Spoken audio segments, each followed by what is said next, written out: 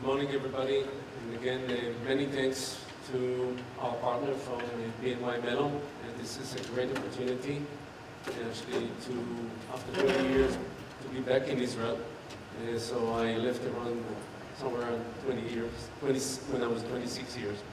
Anyhow, I'll talk very quickly because there's very little time. And I'll start with a sad reality. There's almost no single day that we don't read the headlines that actually suggest that we have an issue. We have an issue where we see senior leadership, government leadership, actually bribing the system or robbing the system. The biggest impact and the biggest victim of that phenomena that we see it every day almost are the citizens. We lost the trust. The trust of the system is basically being lost. And blockchain is really, it's about trust. The first thing in my opinion.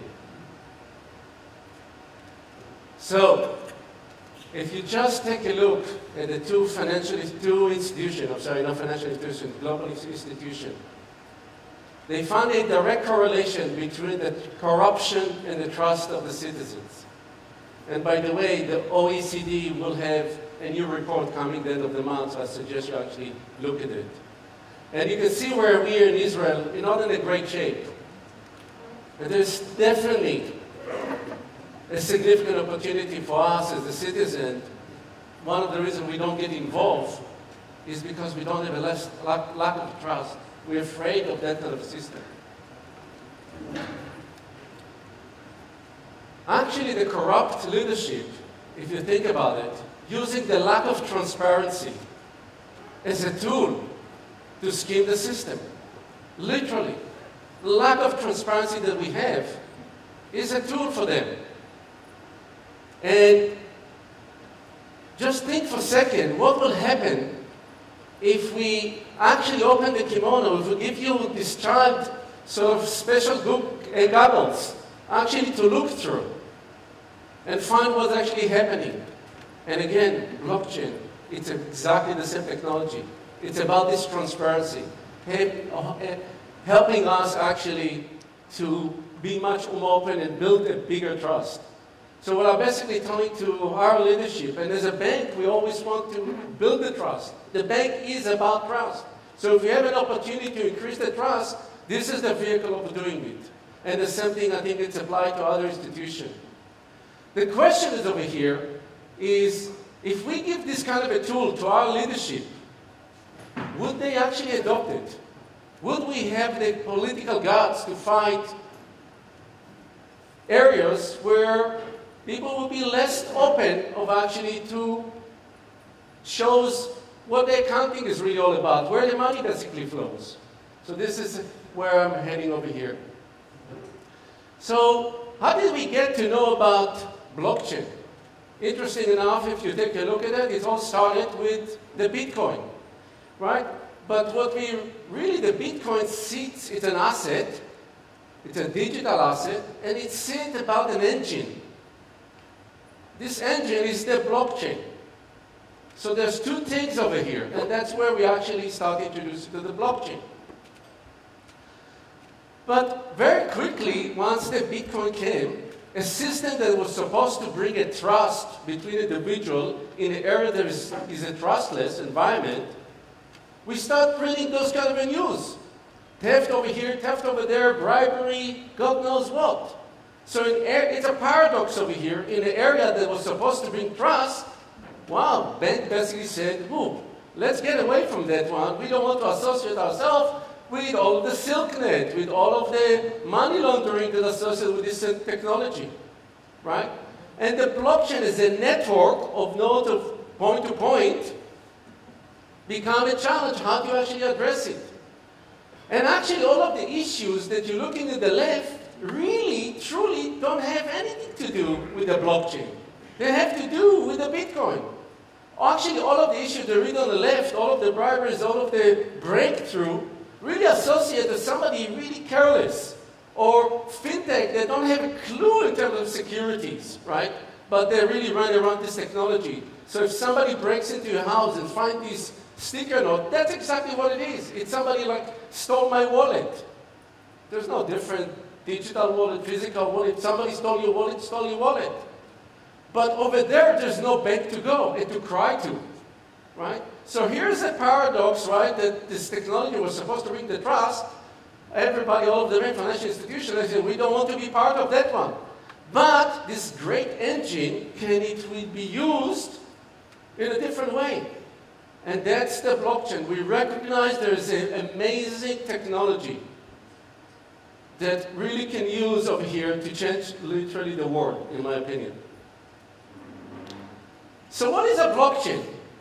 Satoshi, whoever he is, right, really did two things. Combined philosophy with math. And one of the problems is the complexity of how you explain philosophy and math together to executive. How do you combine this together, right? So there's a challenge over here in the philosophy, how you work in distributed environment, what is the immutabilities, all these terms, really complexity. How you actually explain it to all the crowd. So the only way that we actually find is really trying first to understand what he was trying to achieve. And this is actually literally a quote from Satoshi. So it's basically trying to replicate a trust that exists in the financial institution, right? But do it between point to point. So then you have to explain to individual, what is a bank? You have really to go back. What is it we're trying to simulate? Satoshi was trying to basically simulate all the things over here. First, there was a money, right? In one form. And money was backed by gold. But where do you keep the gold? You have to have a bank, somehow the storage, right? But you have to keep a ledger. Who owns what? Where does it go? And then there was the regulator, obviously, to build the trust, because some banks in the old days, you had 5 books, 6 books, God only how many ledgers they had, right? One for this public, one for that public. So we had basically regulators with rule to basically bring the trust into the system. So we built a very collaborated, elaborated system over the time, actually just to bring trust into the system, right? So this is what it basically is. So when you look at the blockchain, you look at the complexity, you might want to take it as a test, right? The red one is mostly for the business audience. The other color is more the business technical and so on. But the problem with that, the biggest enemy of blockchain we'll be talking about is people that actually read 1 or 2 papers. Those are the biggest enemies, I want to tell you. Because they actually said, oh, I read it, but I already know. Sometimes it's really so hard to actually discuss this topic because the complexity of this thing is so wide and the knowledge is so limited, right?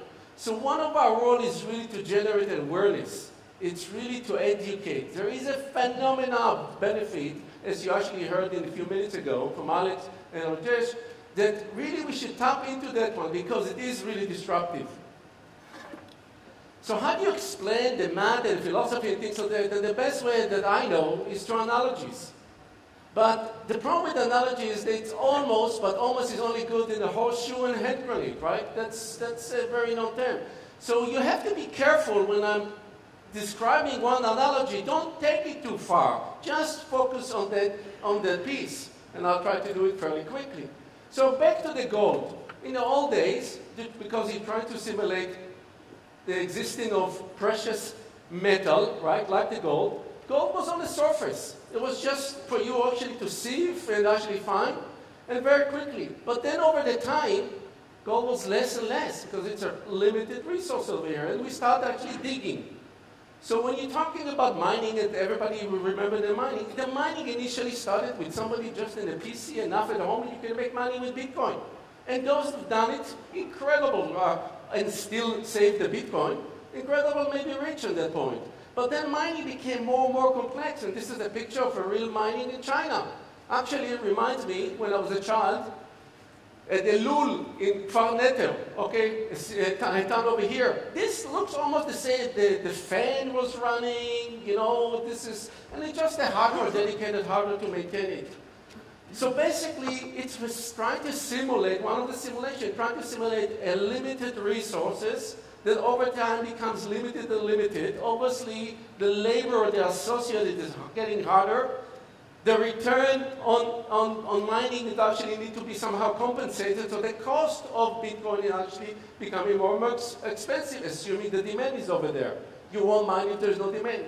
So here what we find, so Bitcoin is basically cryptocurrency, not just a currency that sits on top of this blockchain. What Bitcoin actually did, one of the phenomena what it really managed to solve first time, is really the double spend phenomena. In this internet world, right, we can pass, I just a composer, I wrote my own music, and I want to save the royalty, but I post it on the internet, somebody can actually maybe duplicate it in a minute. So imagine digital money, why can't I duplicate my money? But we want to prevent this double spend. So the blockchain actually solved this kind of a problem. Satoshi solved the phenomena problem, the first one, the double spend phenomena. And again, so we're talking about the ledger. So to solve the problem, we had the ledger that's centralized. And this is reminding me as a child going to the neighborhood shop. And the guy was actually writing down all of my transactions, and we trusted this entity, right? It was very common in our old days. I remember those days very, very well. So now we're moving to a distributed ledger. And what's distributed ledger is this mirror home, right? That wherever you look, you see the same. Though the same ledger appear in all of the multiple nodes, regardless where you are. Okay, so this is what basically distributed ledger is. But then when it come up, how you basically trust this kind of an environment? And this is an analogy that I stole from somebody, because I thought it's ridiculous and funny almost. And they're basically saying, it's okay, so how do I know that really something happened? So think about for a second a piano fall in Times Square. Beyond the people that he killed at that moment, if you grab the people immediately and you ask them what happened, you want to make sure, hopefully, that at least 51% will tell you a piano fell. Then you're actually sure piano fell. So the model of blockchain is a consensus model where actually the nodes on the network actually have to approve every transaction that you do.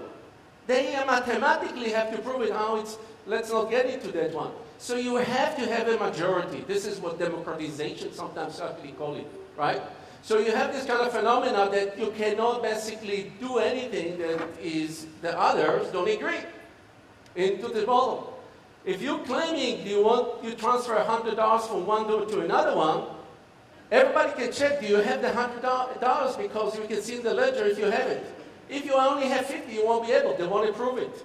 So because everything is open, every record in that respect to some of the nodes, mathematically again, it doesn't mean that you can actually see all of those things, right? And that's the part of the phenomena. You can get this kind of a level of a trust, right, in a model that actually distributed. And that's what led us to what's called the immutability, right? Because if I try to change anything, back to the 51%, they have to agree to that one. There's no way physically, theoretically, actually to try to convince all of them, right, all of the 51% to start to change the system. Because all of the at least 51% needs to have the same ledger. So here's what it comes to a model of mutability. So whatever is recorded is there forever, right? And this is maybe a phenomenon to some of us that, oh, I can fix the books. Not fixing the books. It's too late. When it's passed, it's over, right? So it's another mentality, it's another philosophy how you actually deal with that one. And then we got into a very interesting phenomenon. Well, we actually got into the same thing that's happened in the internet. I don't know how many you remember. When that phenomena came, and I was actually doing some work with NASA as a student. And wow, I was working in Mosaic and discovered this technology, and wow, this is amazing. But none of us really imagined the intranet and the extranet. So the same thing happened over here, that somebody, the same blockchain technology that we recognize as a one solution, suddenly there's a flavor, you know what, I don't necessarily need this Bitcoin. I can actually help me facilitate the business with my counterparts, right? So maybe I create something private among my businesses, whoever I work, the financial institution can create a private network among themselves to do forex or whatever in things they can do. Or some of them, as we call it, you have to get a permission to drive my car, right? But if you want on the Bitcoin, okay, it's permissionless. Everyone can get into this mess, carry the consequences of doing it. So what is that really blockchain? Blockchain is a foundational technology. It's not just one thing. We're very important to remember, and there's an example of that one, as I mentioned, the internet, right? Or the cloud. Today we talk about different flavor of the clouds. Vanilla, I'm jumping over here, but private, public, hybrid, and all of the other model. IoT, all of those technologies, there's no one thing. It's really evolving to many other things. So that's that foundational technology. So let's go another one. What is this asset? This is digital coin. What does that really mean in terms of the blockchain? So yes, we have an asset, which is the Bitcoin sits on the blockchain. It's an analogy to some extent to the car coming from the vending machine, right? When the vending machine was created, right, it was created only for one thing, only to manage this machine initially. But what we have today multiple vending machines, and with different assets that actually come to that one. Today, believe it or not, we have, at least if I believe Gartner, last time I talked to them 2 days ago, just an interesting conversation, they claim that we have around 70 blockchain foundation technology. 70, right? You know, I know around 6, that's good enough for me. I'm not going even further to that one. And we have around 710 cryptocurrencies. 710 cryptocurrencies, right, in this market. But so keep in mind that this is sort of an analogy, but one of the things that actually the blockchain also introduced is different new asset. And if you think about it, one of the assets can manage, the vending machine can manage SIM card. Actually, you can go in some airport and you can actually even buy an insurance with the vending machine, right? Travel insurance with the vending machine. What is this SIM card? SIM card is a contract. It's a contract between you and the service provider. How much minimum can you use globally, can you not? In the same model, we actually have a blockchain that actually manages contract, and what the contract is codification of some legal agreement. Actually, it's a codification of a workflow of how we want to actually conduct our business with our business partners.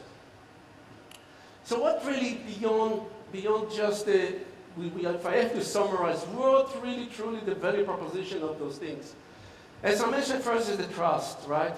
And this is related to the removing the uncertainty that exists. Uncertainty in the financial market, right, is risk. Risk has a cost.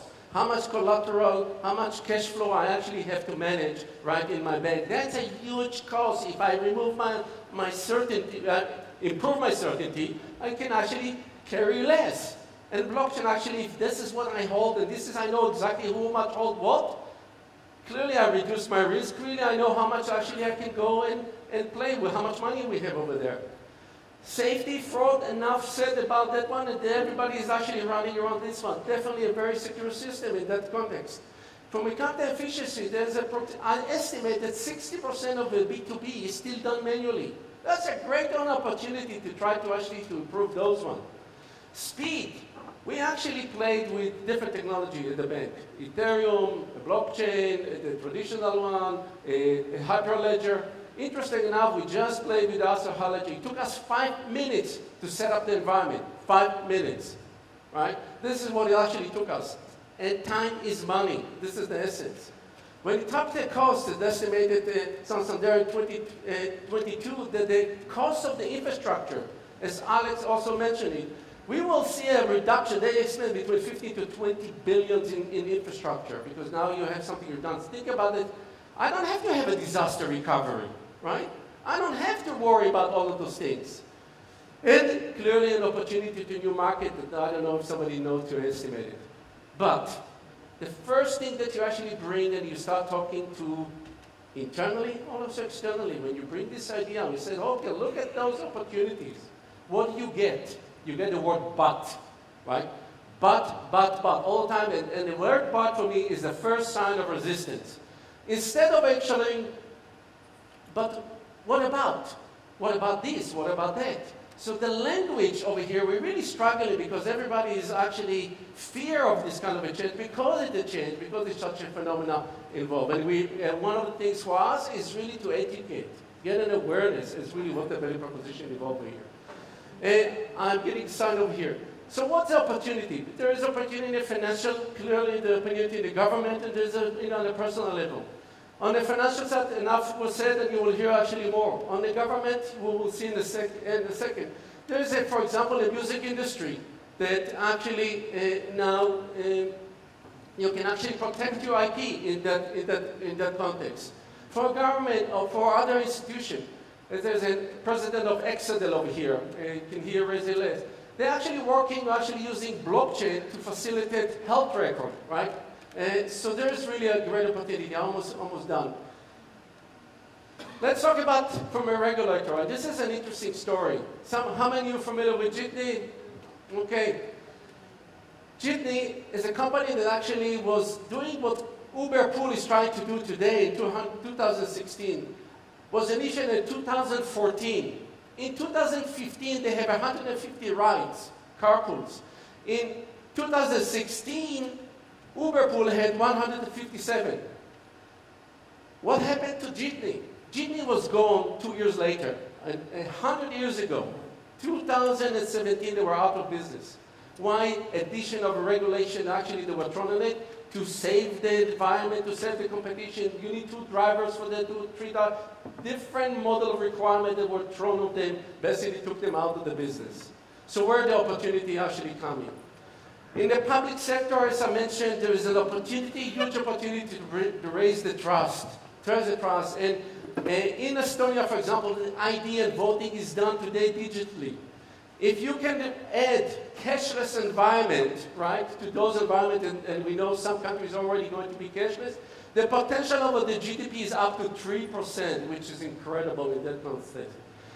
Interesting, as I mentioned to London, the 2015 actually mayoral election, one of the mayors, which I mentioned home, I didn't like him, actually promised that if he is elected, he will bring blockchain to the accounting. So build the trust again. Georgia, that was infected and really associated with crime, right? With bribery, with fraud. They had a vision. They said, okay, how do we get it out there? And day to day, using blockchain for land titling. So you see a great opportunity to rebuild the trust for the smart economy.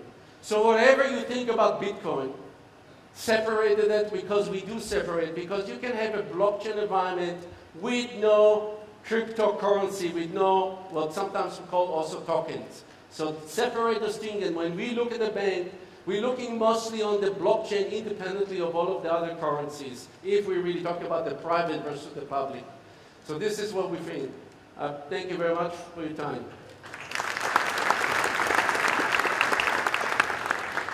Thanks, Doc.